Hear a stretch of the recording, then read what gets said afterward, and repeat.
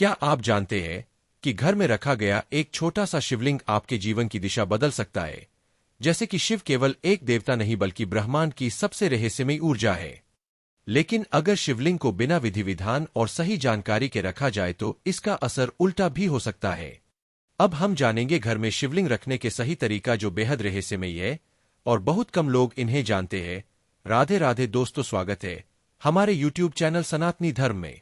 तो दोस्तों, शिवलिंग केवल एक पवित्र वस्तु नहीं है, यह एक शक्तिशाली ऊर्जा केंद्र है।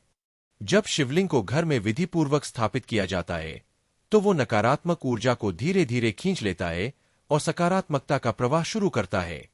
घर का वातावरण शुद्ध, शांत और स्थिर हो जाता है। बच्चों में चिड़चिड़ापन कम होता है, बुजुर्गों को मानसिक राहत मिलती है और घर में आपसी झगड़े भी धीरे धीरे कम होने लगते हैं। ये प्रभाव धीरे धीरे होता है लेकिन बहुत गहरा होता है, जैसे मंद पड़ती अग्नि में घी डालना। बहुत से लोग सोचते हैं कि शिवलिंग को सिर्फ मंदिर या शिवार्चना स्थलों में ही रखना चाहिए, लेकिन ये आधा सत्य है। अगर आप पारद शिवलिंग या नर्मदेश्वर शिवलिंग को अपने घर के पूजा स्थान में पूर्व दिशा की ओर रखकर विधि से पूजन करते हैं तो इसका लाभ अपार होता है। ये आपके घर में शिव का साक्षात वास माना जाता है।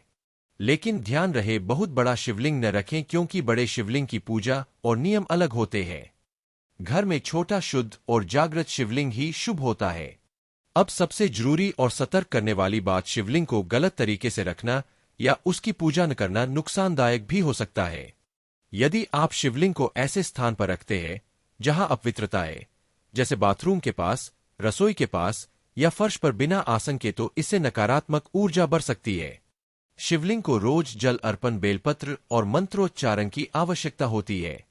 यदि आप रखकर भूल जाते हैं या श्रद्धा नहीं दिखाते तो वो शिव की कृपा नहीं, शिव का रुष्ट रूप, रौद्र रूप ला सकता है। ऐसे घरों में कलह, मानसिक तनाव और आर्थिक संकट बढ़ने की संभावना रहती है।